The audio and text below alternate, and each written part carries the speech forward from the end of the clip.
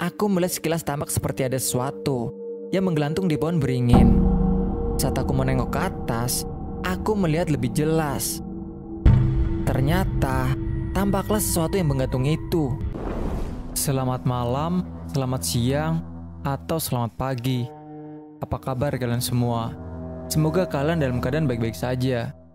Berjumpa lagi bersama mahasiswa siluman yang kembali hadir dengan cerita-cerita para pendaki. Di video kali ini, kita akan menceritakan kisah pengalaman yang seram yang dialami seseorang ketika di SMA saat mengikuti kemah di sekolahnya, saat kemah di campground Ratu Boko. Di sana dia banyak sekali melihat hal-hal aneh, dari kuntilanak membawa bayi, pocong, dan manusia ular. Dan yang paling seram adalah ketika dia melihat hantu yang sedang bunuh diri, yang mencoba masuk ke dalam tubuhnya. Jadi bagaimana kisah lengkapnya? Langsung saja ke cerita. Tapi sebelum lanjut, jangan lupa untuk like, share, dan subscribe channel Mahasiswa Siluman. Aktifkan juga notifikasinya untuk tetap update video-video terbaru dari kami. Luangkan waktumu dan pasang earphone-mu. Siapkan tempat dan posisi yang nyaman. Dan selamat mendengarkan.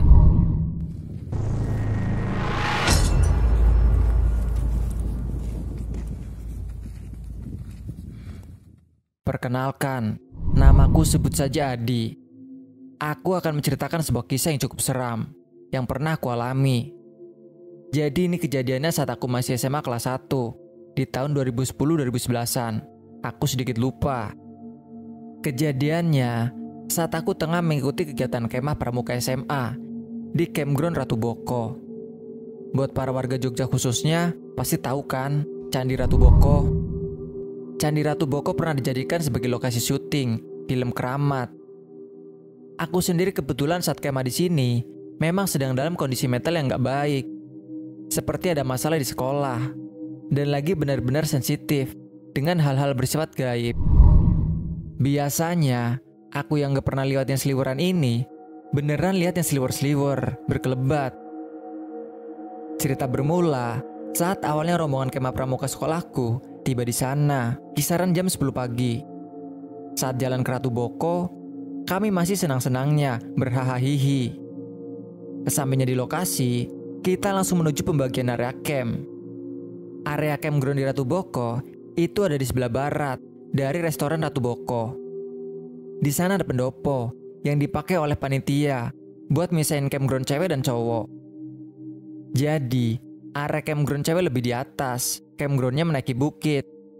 Akses ke campground cewek ada dua. Pertama melewati pendopo panitia, yang kedua lewat jalur setapak, tepat di pinggir tebing di utara area camp. Oke lah, singkat cerita akhirnya reguku berhasil membangun tenda, terus berkegiatan biasa. Oh iya, cowok-cowok masih bisa ngumpet-ngumpet ke area cewek lewat jalan setapak yang ada. Tetapi begitu malam tiba, jalan setapak menuju area cewek sama sekali gak ada penerangan. Ternyata ini memang disengaja oleh panitia biar gak ada cowok yang menyelinap ke area campground cewek. Oke lah, kegiatan berlangsung seperti biasa. Dan sehabis isya, kita ada upacara pembukaan kegiatan kemah dan dilanjutkan dengan acara pentas seni beserta api unggun. Acara api unggun ini ada di area lapangan depan restoran. Aku duduk di bawah pohon beringin. Namun sejenak kemudian, angin berembus. Dan sejurus kemudian, aku melihat sekilas tampak seperti ada sesuatu yang menggelantung di pohon beringin. Saat aku menengok ke atas, aku melihat lebih jelas. Ternyata, tampaklah sesuatu yang menggantung itu. Ya, ada kuntilanak yang duduk di atas pohon beringin. Tak hanya itu, dia tampak tersenyum kepadaku. Dan ada anaknya yang ia gendong. Sejurus kemudian aku ditanya oleh temanku, "Lihat apa, Di?" Lalu ku jawab, "Ah, enggak kok, enggak." Balasku menutupi. Tapi dia tahu kalau aku melihat sesuatu. Tak terasa, acara pun selesai. Dan kami para anak pramuka bergegas untuk kembali ke camp. Di dalam camp, anak-anak cowok banyak yang tidak langsung pada tidur. Biasalah, anak-anak cowok. Lalu mereka juga menginterogasi aku. "Di, Ini kita aman kan kemah di sini? Ku jawab saja, iya aman. Udah ada pagar, bentuknya dom gede. Ini aja yang dobrak masuk banyak. Dan malamnya saat tidur, kebiasaan astralku tak terkendali jalan. Dalam bayangan penglihatanku, area pintu masuk Ratu Boko ada semacam portal terang. Di situ keluar masuk banyak banget makhluk astral yang arahnya ke Candi Ratu Boko. Aku saat itu hanya berpikir kalau hal itu cuma sugesti. Itu cuma bayanganku saja. Singkat cerita, berlanjut ke hari kedua kemah.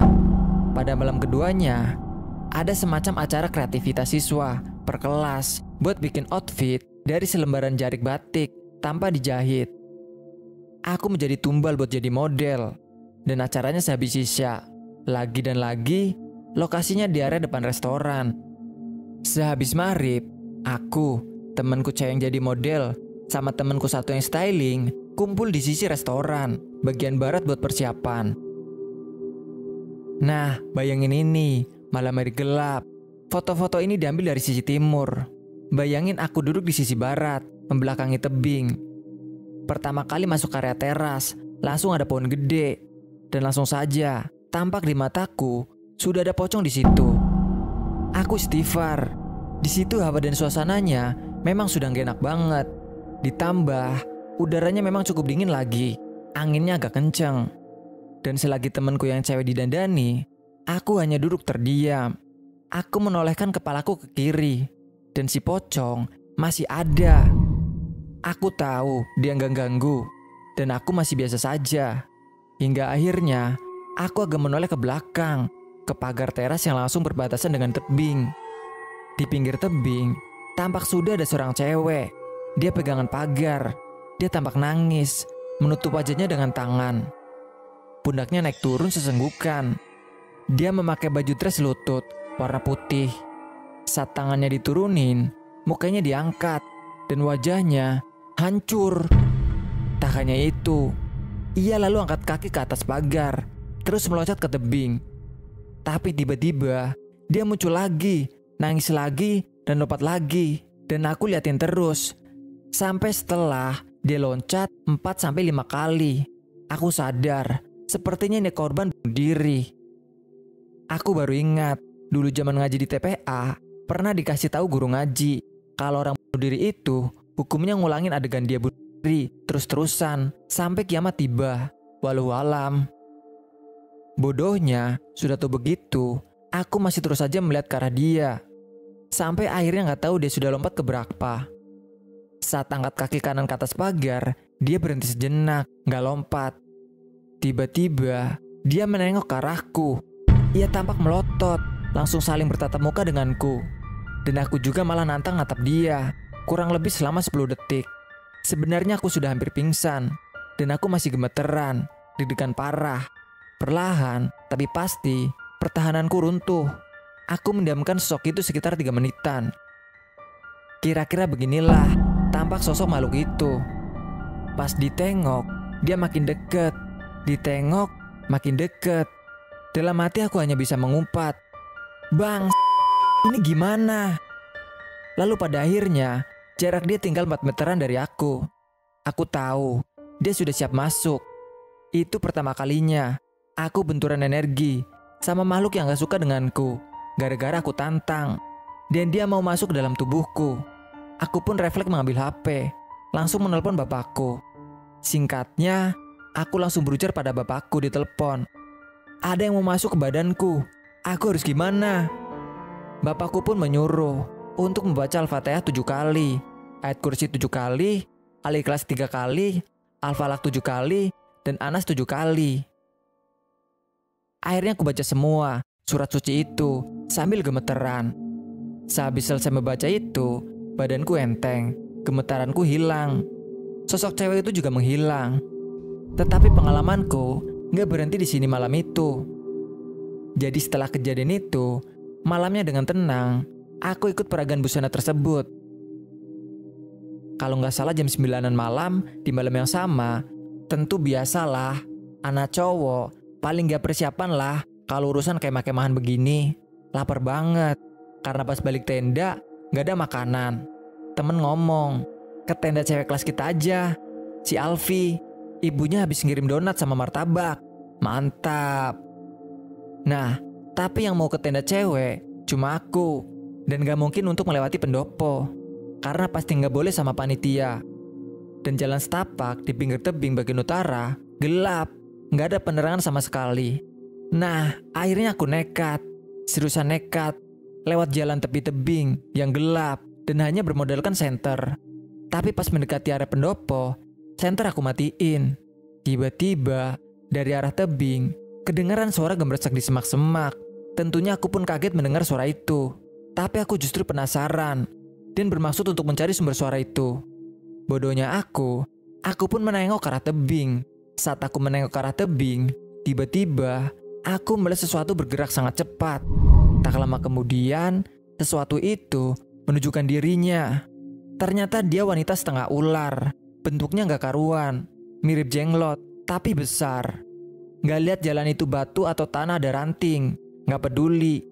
Pokoknya langsung berlari ke tenda cewek dan beneran gak percaya sama apa yang aku lihat.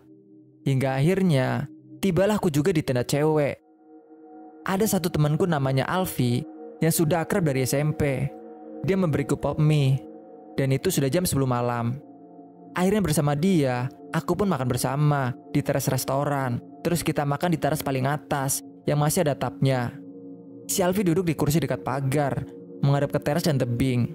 Sementara aku duduk di lantai membelakangi teras dan tebing, senderan pagar.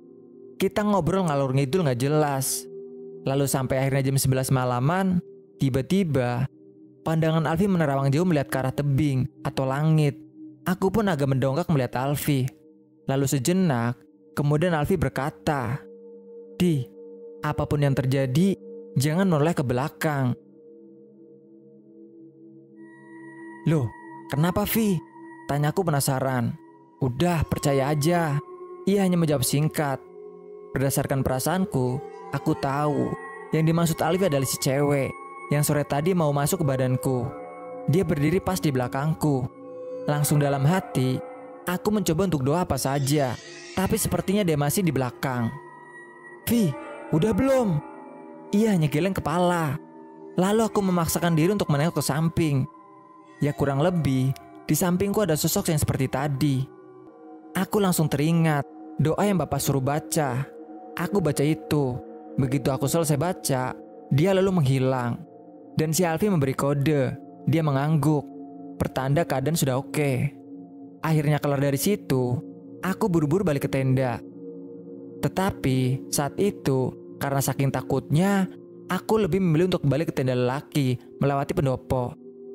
Aku sudah bodo amat, mau dimarahi oleh panitia kemah. Yang jelas, aku sudah ketakutan untuk kembali pulang lewat jalan gelap tadi. Takutnya kalau ada makhluk aneh-aneh lagi yang datang. Akhirnya aku pun melewati pendopo. Dan benar saja, aku dimarahi habis-habisan oleh para panitia. Tapi aku ya bodo amat. Yang penting gak ketemu makhluk aneh-aneh lagi. Yang penting, akhirnya aku bisa tidur nyenyak malam itu di tenda. Memang singkat kata, keesokan harinya kami pulang, meninggalkan bumi perkemahan Ratu Boko. Namun saat keluar dari gerbang, aku melihat hal yang aneh. Aku melihat gerbang bumi perkemahan itu seperti ada cahaya dan memancarkan suara tersendiri saat melihatnya. Ya, akhirnya aku memilih untuk menghiraukannya. Aku pun bergegas pulang, meninggalkan bumi perkemahan itu. Sekian cerita ini, terima kasih. Jika kalian punya cerita mistis, menarik, seputar pendakian atau cerita yang lain, kalian bisa kirim cerita kalian melalui DM Instagram atau melalui email yang tertera di deskripsi. Dan juga, bagi kalian yang ingin tampil jadi narasumber langsung, kalian juga bisa menghubungi kami. Semoga video ini menghibur dan bermanfaat. Sampai jumpa di video kami selanjutnya. Salam lestari, mahasiswa siluman.